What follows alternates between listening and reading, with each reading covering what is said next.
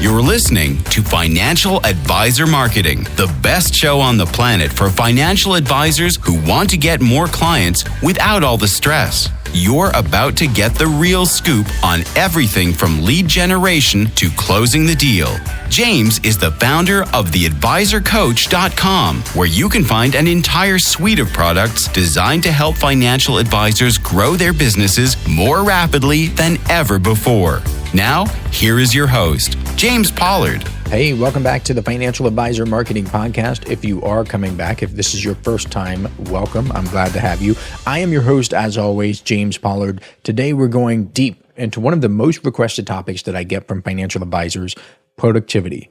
But not the fluffy kind. I'm talking about the hard science, the real world psychology, and battle-tested methods that help real people just like you and me get much more done in less time with a lot less stress. If you've ever felt like you know what to do, but you're just not doing it, or if you feel like the days slip away without meaningful progress, then buckle up, because today I'm giving you the 5 pillars of extreme productivity. The first pillar is that productivity is about managing energy, not just time. You've probably heard 1,000 times that you need to manage your time better. You need to get a time management book or a time management system. You need to get a planner. You need to time block. You need to color code your calendar. And yeah, time management matters. That's important. But there's something that matters even more: energy management. Because think about it. You don't actually work with time. You work with yourself.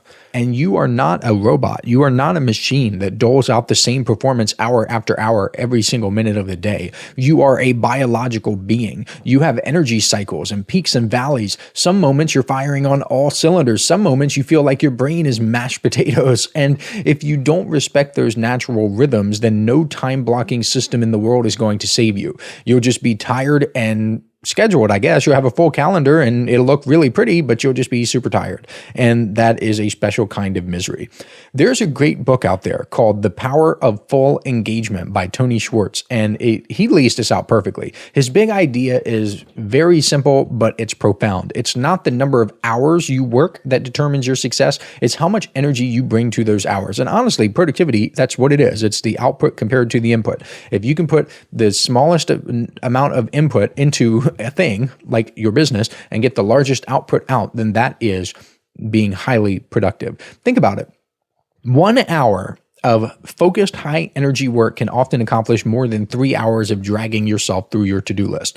And I've been there. Everyone's been there. You have days where you crush a project in half the time because you're on. Then you have another day where it just takes forever. That is a sign that you need to get better at energy management. And here's where it gets even more interesting. Your brain, and really your whole body, works best in cycles, specifically something called ultradian rhythms.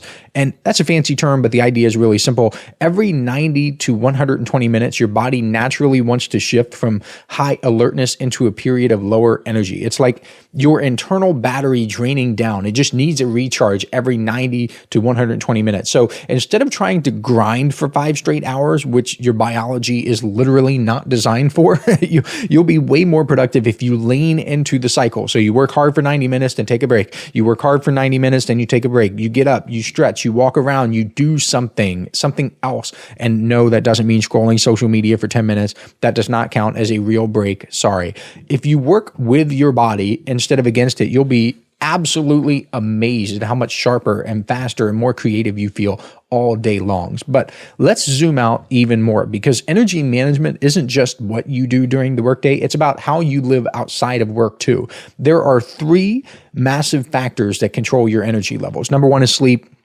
I talk about sleep all the time. If you're not getting amazing sleep, then you are just not living your optimal life. You can go to theadvisorcoach.com/sleep. I have an entire article with almost everything that I do to get amazing quality sleep. One of the things that I haven't put in there, or at least I don't think I have, is I've been doing a lot more red light therapy with red light and near infrared light, and that has helped. I can't get much better sleep. I've been optimized for years, but that tends to be something that is extremely powerful. Number 2 is nutrition. You wouldn't pour maple syrup into your car's gas tank and expect it to run well, right? The same thing is true with your body. If your diet is high sugar and junk food, you're going to have blood sugar roller coasters all day long. You'll feel energized for 30 minutes and then you'll crash and you'll burn like a cheap firework. What you want to do is eat foods that keep your brain humming, like eggs and meats and nuts and veggies, just simple, clean foods. And I know I can get a lot better at this. I have junk food every now and then.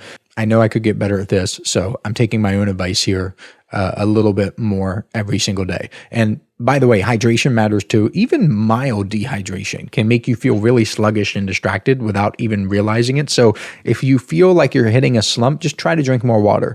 And I guess in reality, you should probably drink more than you think you need because your body is always trying to trick you. And number 3 is movement. Here's something cool. You don't have to run a marathon. You don't have to lift a bunch of weights. You don't have to be a power lifter. Even just 5 minutes of light movement every hour, a little walk, a little stretch here and there can dramatically improve your blood flow and your brain function. Because when you move, you pump oxygen and nutrients into your brain. You literally think better when you're moving. There are entire books about this, about how people have ideas when they're walking. Different scientists throughout history. I think Charles Darwin was one of them. He used to walk for ideas. I know in Think and Grow Rich, Thomas Edison would sit for ideas. There are lots of people who go out on walks and have these amazing insights. So if you're feeling stuck, if you're feeling foggy, get up and walk around the block, do a couple air squats, shake it out, like do whatever you need to do to get your blood flowing. So if you remember one thing from this section, this very first pillar, let it be this. Productivity doesn't start with better apps. It doesn't start with planners or time hacks or any of that stuff. It starts with respecting your biology. If you manage your energy first, you'll be able to manage your time a whole lot better without even trying. So I spent a lot of time on the first pillar of productivity. I want to move on to the second pillar, which is all about task design, because how you frame your task changes everything. Let's talk about something that is quietly killing more dreams, projects, and to-do lists than anything else out there besides not respecting your biology. And no, it's not laziness. No, it's not procrastination. It's sloppy task design. Because most people don't really have a discipline problem. There are lots of financial advisors who say, oh, James, I want to build a better business. I'm going to get more clients. Like they have the ambition, they have the raw material, but they have a clarity problem because the tasks on their to-do list are not real tasks at all. They're big fuzzy blobs like work on the presentation or make progress on the website or get healthier or get more clients. Like, come on. If you gave your GPS directions like that, like somewhere over there, I think, like GPS, wait, where do you want to go? Apple Maps or Google Maps, whatever you use. I kind of want to go somewhere north. Okay, where north? I kind of want to go somewhere west. All right, where? There's a beautiful piece of research out of NYU on implementation intentions. And the research found that when people created specific action-based plans where they stated exactly what they were going to do, when they were going to do it, and where they were going to do it. Basically, they set their intention on how they intended to implement whatever it is that they wanted to do. Their success rate skyrocketed compared to people who just had good intentions. So the people who had implementation intentions beat the heck out of the people with just regular good intentions. So in other words, something like I will exercise doesn't really get you anywhere. But if you really set your intention on how you're going to implement it and you say at 7:30 a.m., after I drink my coffee, I will go for a 20-minute walk around the neighborhood. That's like action mode engaging. Like, do you see the difference between that and I will exercise? It is precision. It's specificity. It's giving your brain a clear, simple cue to follow with no guesswork and no hesitation. So the next time you catch yourself writing a vague task like work on project, pause and ask yourself, what exactly am I doing? Are you going to write a report? Are you going to create an outline? Are you going to send an email? When exactly are you doing it? Are you going to do it today at 2 p.m.? Are you going to do it tomorrow at 8:30 a.m.? When exactly are you going to do it?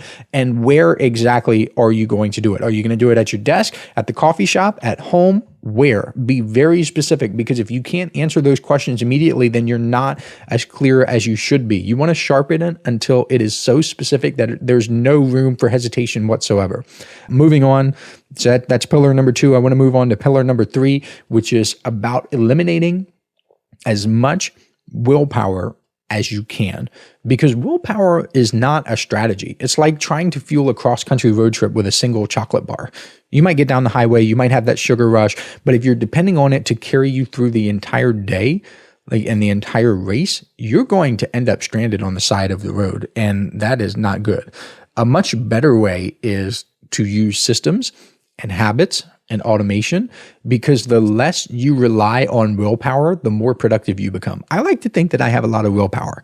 I like to think that I have more drive and just the material inside of me to get more done than most people. But the truth is, willpower can't even take me that far. So I know that might sound kind of arrogant, but if willpower can't get me to accomplish many of the things that I want, I really don't know how it's going to work for mere mortals out there. And one of the biggest breakthroughs in productivity psychology came from this research on habit loops. And you might have heard of this in James Clear's Atomic Habits. It's a bestseller. It was all over the place for several years. Lots of financial advisors have read Atomic Habits. So if you haven't, that's probably the best habit book ever written. And here's how it works, boiled down. So you have a cue, which is something that triggers the behavior. You have a routine, which is the behavior itself, the habit you want to form. And then you have a reward, which is the positive payoff that locks it into your brain. So you get a reward for doing the thing that you want, for doing the habit that you want to form. So that's very simple. It's elegant and it's powerful. It's cue, routine, reward. Cue, routine, reward. And when you get those three pieces right, your brain wires the behavior in automatically. Let's say that you want to start writing for 30 minutes every morning. Maybe you're working on sending emails to your email list. Maybe you're working on a book. Maybe you're writing blog articles. So it would look something like this. So your cue would be finishing your morning coffee. The routine would be opening your laptop and writing for 30 minutes, just straight up. 30 minutes, I'm going to do it every single morning when I open my laptop. And the reward is checking it off your habit tracker. Maybe you listen to 5 minutes of your favorite podcast, or you listen to the Financial Advisor Marketing Podcast. I am your reward. Okay. So do that for a few weeks. And guess what? You won't even really think about it anymore. It'll be as automatic as brushing your teeth. And honestly, brushing your teeth is based on cue, routine, reward, because that will be like the cue is you getting ready to go to bed, or you just woke up. The routine is you brushing your teeth, and the reward is you have fresh smelling breath and clean, shiny teeth. So that is cue, routine, reward.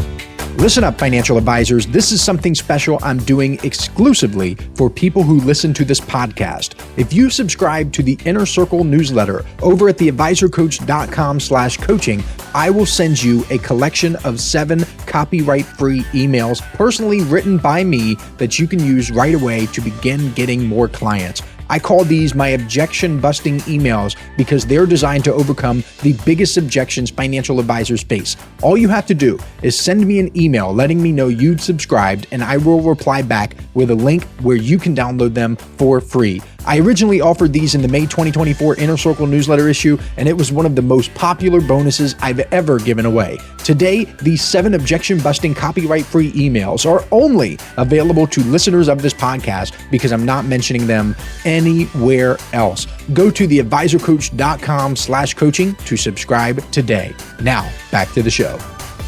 Now, here's another key. You must design your environment to support your habits. So think of like gardening. If you want flowers to grow, you don't just yell at the seeds. You don't just put the seeds in the ground and yell, "Try harder, seeds, grow."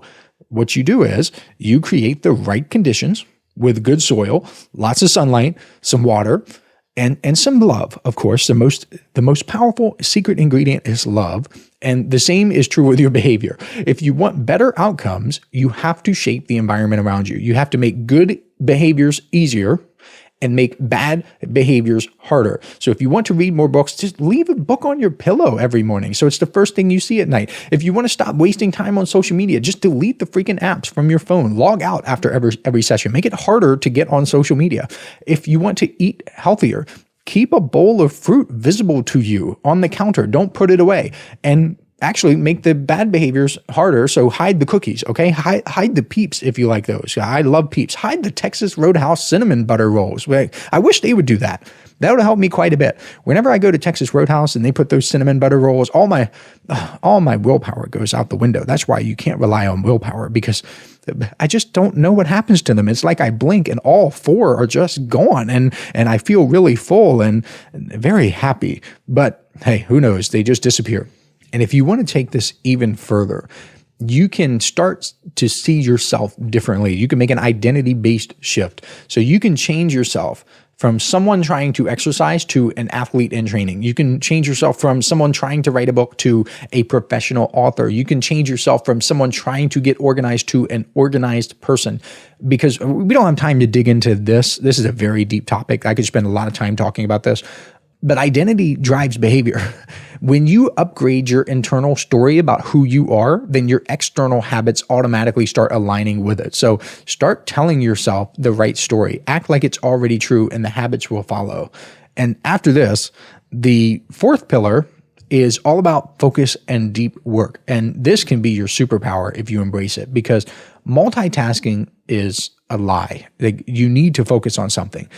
You're not multitasking. I don't care if you think you are. All you're doing is you're task switching really fast. And every time you switch, your brain takes a hit. It's like trying to sprint and trying to tie your shoes at the same time. You're not doing either one really well. You'll probably end up face planting. It is just not good for any of us. And the research is very clear on this. Stanford University ran a study that found that people who thought they were the best multitaskers, no one has ever multitasked like these people. They're the biggest, the best. They were actually the worst at it. They were more distracted. They were less effective. They had worse memory than people who just focused on one thing at a time. And it gets worse. There's actually a concept called attention residue. And here's what that means. It means whenever you switch task, like if you're writing an email and then your phone buzzes and you check a text and then you go back to that email where you just do the old switcheroo, part of your brain's attention lags behind on the thing you just left. It doesn't come back all the way to the next task, at least not for a while.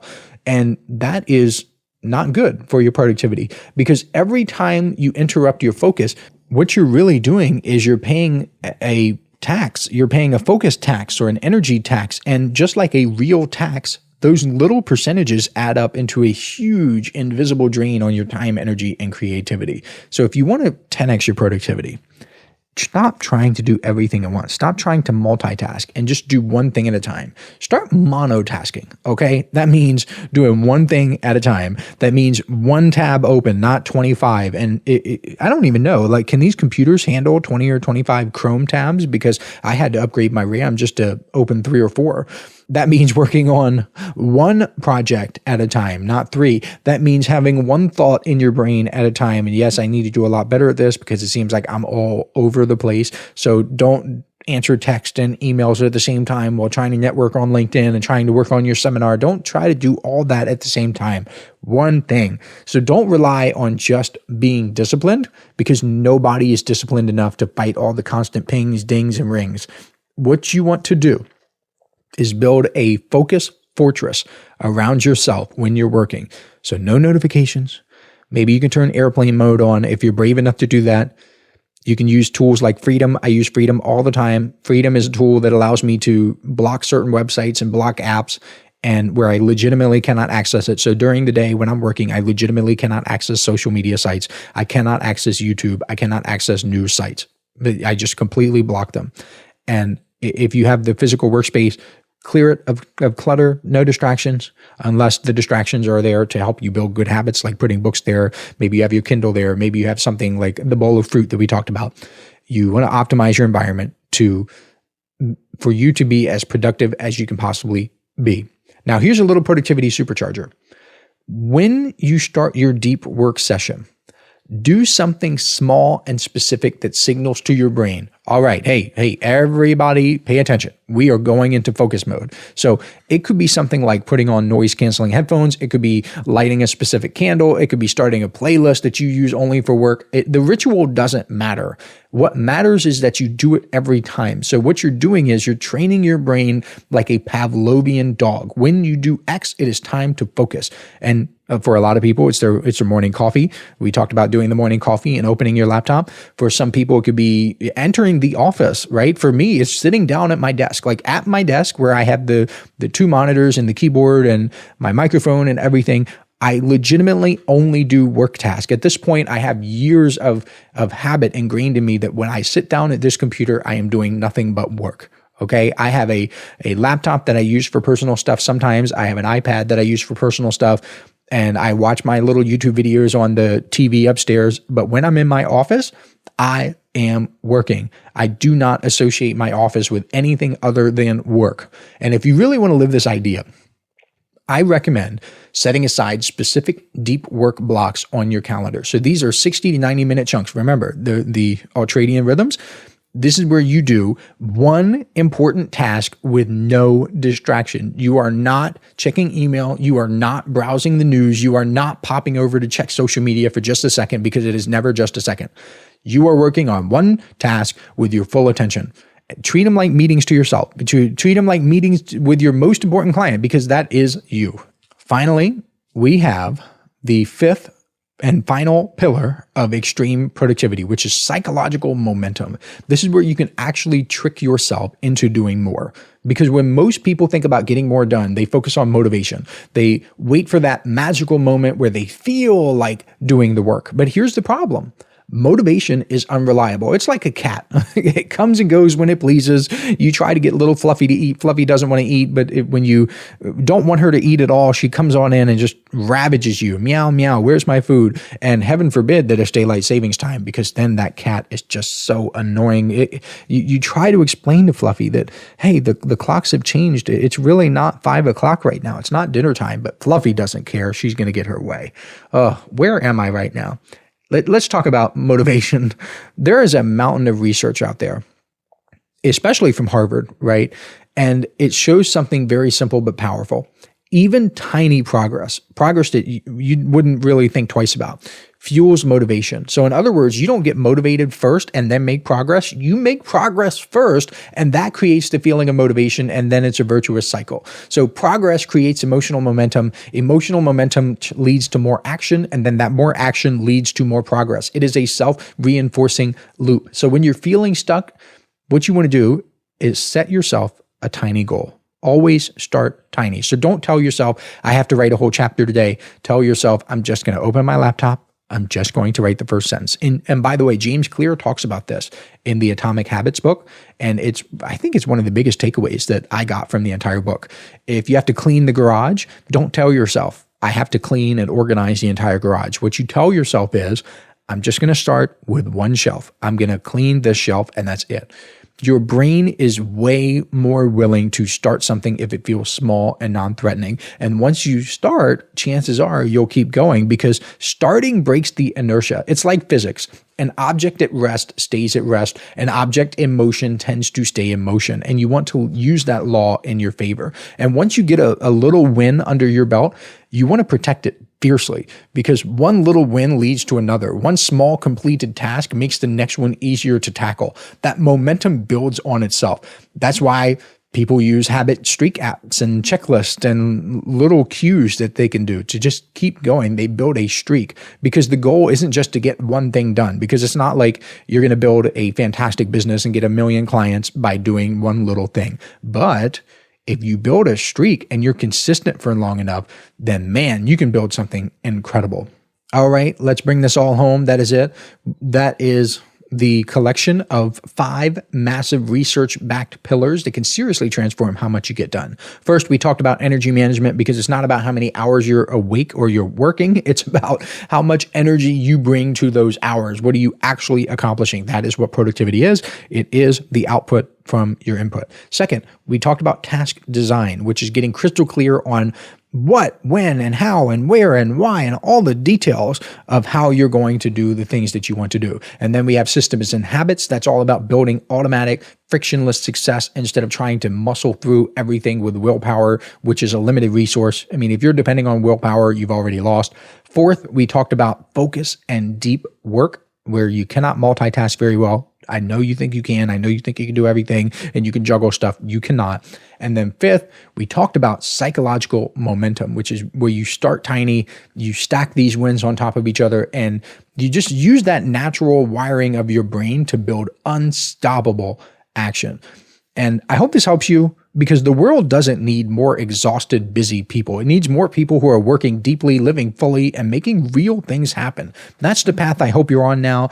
Thank you so much for listening today. If you found this valuable, do all the things like subscribe, leave a review, share it with someone who could use it, put it on social media, do all the things that help me. Okay. You help me now. And until next time, stay energized, stay focused, keep building that momentum. You got this. I believe in you, and I will catch you next week. This is thepodcastfactory.com.